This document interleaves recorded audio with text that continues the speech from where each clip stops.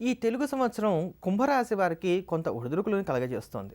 శని యొక్క అనుకూలమైనటువంటి స్థితి ఉన్నప్పటికీ కూడా ఈ సంవత్సరం సెప్టెంబర్ వరకు కూడా గురుగ్రహం యొక్క ఆనుకూల్యత లేదు. అష్టమంలో సంచరిస్తున్నటువంటి గురుగ్రహ ప్రభావ కారణం చేత అధికమైనటువంటి ఆర్థిక ఇబ్బందులు మీరు ఎదుర్కొనవలసినటువంటి స్థితి గోచరిస్తున్నది. కనుక ఇటువంటి సమస్తమైనటువంటి దోషాల్లోంచి కూడా బయటపడడానికి గాను ఈ యొక్క కుంభరాశి వారు ప్రతిరోజు కూడా పాలని పసుపుతో తడిపి దాన్ని తిలకంగా పెట్టుకోవటం, అదే ప్రకారంగా ఏ ఇబ్బంది వచ్చినప్పటికీ కూడా ముందుగా గాన్గాపూర్ వెళ్ళి అక్కడ ఉండేటువంటి దత్తాత్రేయుల వారి యొక్క దర్శనం చేసుకొని మొక్కుకొని దాని తర్వాత ఆ పనులు ప్రారంభం చేయడం చేస్తూ వచ్చినట్లయితే చాలా వరకు మేలును పొందగలుగుతారు.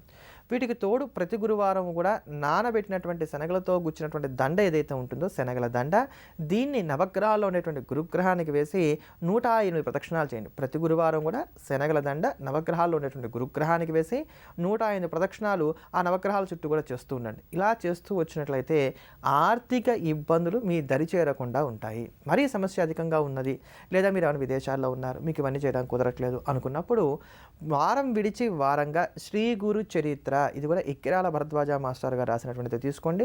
శ్రీ గురు చరిత్ర, ఈ శ్రీ గురు చరిత్రని వారం విడిచి వారంగా సప్తాహ పారాయణ చేయండి. అంటే గురువారంతో మొదలు బుధవారానికి పూర్తయిపోయే విధంగా పారాయణ చేస్తూరండి. వారం విడిచి వారం చేస్తూరండి. బ్రహ్మచర్యాది నియమాలు ఏవైతే ఉన్నాయో దీనికి వీటన్నిటిని కూడా ఫాలో అవ్వండి. ఇలా చేసినట్లయితే కనుక ఆర్థికంగా మీకు ఏర్పడేటువంటి ప్రతి సంఘటనలోంచి కూడా మీరు బయటపడగలుగుతారు. అన్ని విధాలా కూడా శ్రేయస్సును పొందగలుగుతారు. ఆర్థికంగానే కాదు, అన్ని విధాలా కూడా శ్రేయస్సును పొందగలుగుతారు. కనుక అయినంత వరకు మీకు వీలును బట్టి సప్తాహ పారాయణం శ్రీ గురు చరిత్ర పారాయణ చేయడానికి ప్రయత్నం చేయండి. ప్రతి గురువారం కూడా శనగల దండ నవగ్రహాల్లో ఉండేటువంటి గురుగ్రహానికి వేసి 105 ప్రదక్షిణాలు చేస్తూరండి.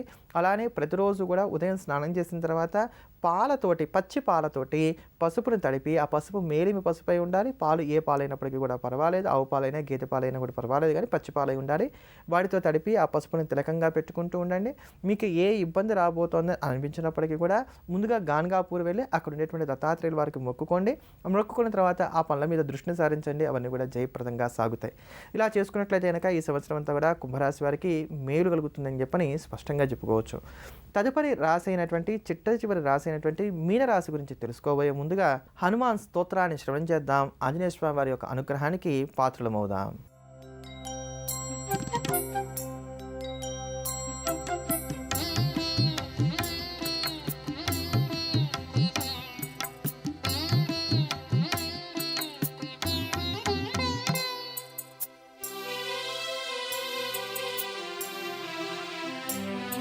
प्रसन्नाङ्गरागं प्रभाकाञ्चनाङ्गं जगद्भीतिशौर्यं तुषाराद्रिधैर्यं तृणीभूतहेतिं रणोद्यद्विभूतिं भजे वायुपुत्रं पवित्राप्तमित्रं भजे वायुपुत्रं भजे वायुपुत्रं भजे वायुपुत्रं भजे वायुपुत्रम्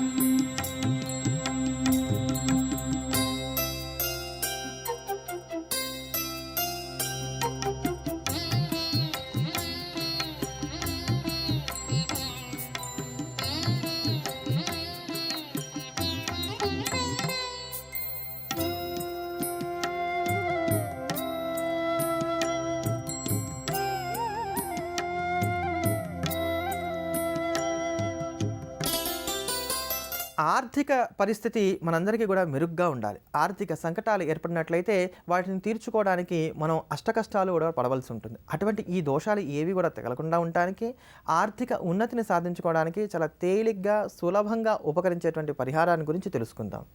ఈ పరిహారాన్ని అమావాస్య దాటిన తర్వాత వచ్చేటువంటి శనివారం నాడు చేసుకోవాలి. లేదా ఆ రోజు కుదరకపోతే పౌర్ణమికి లోపుగా, అంటే అమావాస్య నుంచి పౌర్ణమి లోపుగా వచ్చేటువంటి ఏ శనివారం రోజైనా సరే చేసుకోవచ్చు. కానీ అమావాస్య దాటిన తర్వాత వచ్చేటువంటి శనివారం నాడు చేస్తే మాత్రం ఖచ్చితమైనటువంటి ఫలితాలు ఉంటాయి. అయితే ఏం చేయాలి దీనికి? ఒక 10 బాదం పప్పులు తీసుకోండి. 10 బాదం పప్పులు లెక్క పెట్టి తీసుకోండి. ఈ 10 బాదం పప్పులు తీసుకొని అమావాస్య దాటిన తర్వాత వచ్చేటువంటి మొట్టమొదటి శనివారం నాడు మీకు దగ్గరలో ఉండేటువంటి ఆంజనేయ స్వామి వారి యొక్క దేవాలయానికి వెళ్ళండి. కుదిరితే దక్షిణముఖ ఆంజనేయ స్వామి వారి యొక్క దేవాలయానికి వెళ్ళండి, ఇంకా మంచి రిలీఫ్ వస్తుంది. వెళ్ళి అక్కడ మీకు తోచిన ప్రకారంగా స్వామివారికి పూజ చేయించుకోండి. ఏ పూజ అయినప్పటికీ కూడా పర్వాలేదు, మీకు తోచిన ప్రకారంగా చేయించుకొని ఈ 10 బాదం పప్పులు కూడా ఆంజనేయ స్వామి వారికి చూపించి అందులో ఒక 5 బాదం పప్పులు స్వామివారి యొక్క దేవాలయంలోనే వదిలివేసేయండి. అది గర్భాలయం దగ్గర వదిలేస్తారా, ధ్వజస్తంభం దగ్గర వదిలేస్తారా, మీ ఇష్టం ఎలా అయినా సరే చక్కగా అలా పెట్టేసి అక్కడ స్వామివారికి నమస్కారం చేసుకొని మాకింతటితో మా దరిద్ర బాధలన్నీ తీరిపోవాలి, మా కష్టాలన్నీ కూడా తొలగిపోవాలి అని చెప్పని మిగతా 5 బాదం పప్పులు ఏవైతే ఉన్నాయో వాటిని తీసుకొని ఇంటికి వచ్చి ఎరుపు రంగు బట్టలో చుట్టి 5 బాదం పప్పులని కూడా ఇంట్లో ఉండేటువంటి బీరువాలో అట్టు పెట్టుకోండి. చక్కగా ఐశ్వర్యం వృద్ధి చెందుతుంది. మరీ సమస్య అధికంగా ఉంది, అసలు ఓర్చుకోలేనంతగా కష్టాలు వస్తున్నాయి ఆర్థికంగా అనుకున్నట్లయితే వరుసగా 21 శుక్రవారాల పాటు వరుసగా ఏ శుక్రవారం అయినా సరే మొదలు పెట్టండి. దీనికేమి శుక్లపక్షంతో, కృష్ణపక్షంతో, అమావాస్యతో, పౌర్ణమితో దేంతో సంబంధం లేదు. వరుసగా 21 శుక్రవారాలు మాత్రం 9 సంవత్సరాల లోపు ఉండేటువంటి ఆడపిల్లలు ఎవరైతే ఉన్నారో వారికి అమ్మవారికి నైవేద్యం పెట్టినటువంటి పాయసాన్ని కానీ లేకపోతే మిశ్రీ కానీ, కలకండ ఉంటుంది కదా, మిశ్రీ కానీ వారికి తినడానికి గాను ప్రసాదంగా ఇవ్వండి. ఎవరికి 9 సంవత్సరాల లోపు వయసు ఉండేటువంటి ఆడపిల్లలు ఎవరైతే ఉన్నారో వారికి కూడా ఇంత అని లెక్కేం లేదు. 2 పర్వాలా, 3 పర్వాలా, 4 పర్వాలా, 5 పర్వాలా ఆడపిల్లలకి పాయసాన్ని ఇవ్వడానికి ప్రయత్నం చేయండి. ఆవు పాలతో చేసినటువంటి పాయసాన్ని కనుక వీరికి ఇచ్చినట్లయితే త్వరగా మంచి ఫలితాలు వస్తాయి. ఒకవేళ అది కుదరని పక్షంలో మాత్రమే మిశ్రీ ఇవ్వండి. అయితే మొదటి శుక్రవారం ఎలా చేశారో ప్రతి శుక్రవారం 21 శుక్రవారాల పాటు కూడా అలానే చేస్తురండి. ఎంతటి తీవ్రమైనటువంటి ఆర్థిక సంకటాలైనా సరే ఇట్టే తొలగిపోతాయి. ఇటువంటి మరిన్ని అద్భుతమైనటువంటి పరిహారాల గురించి తెలుసుకోబోయే ముందుగా బాబావారి యొక్క కాగడ హారతిని శ్రవణం చేసి బాబావారి యొక్క అనుగ్రహానికి పాత్రలమవుదాం.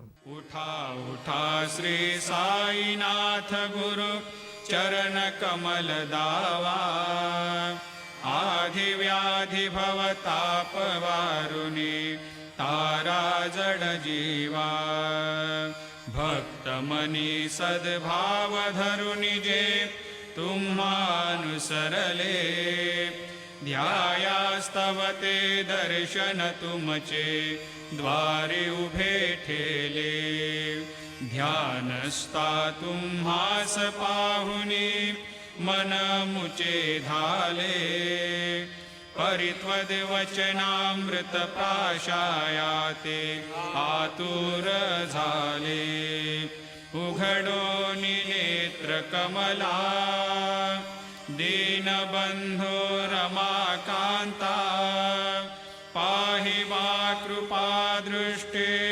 बालका जशी माता रंजवी मधुरवाणी हरिताप साईनाथा अमीच पुले कार्यास्तव तुझ कष्टवितो देवा सहन करशील ऐकून द्यावी भेट कृष्ण धावा उठा उठा श्री साईनाथ गुरु चरण कमल दावा आधि व्याधि भवताप वारुणी तारा जड जीवा उठा पांडुरंगाता दर्शन द्या सकळा झाला ऋणोदय सरली निद्रेची वेळा संत साधू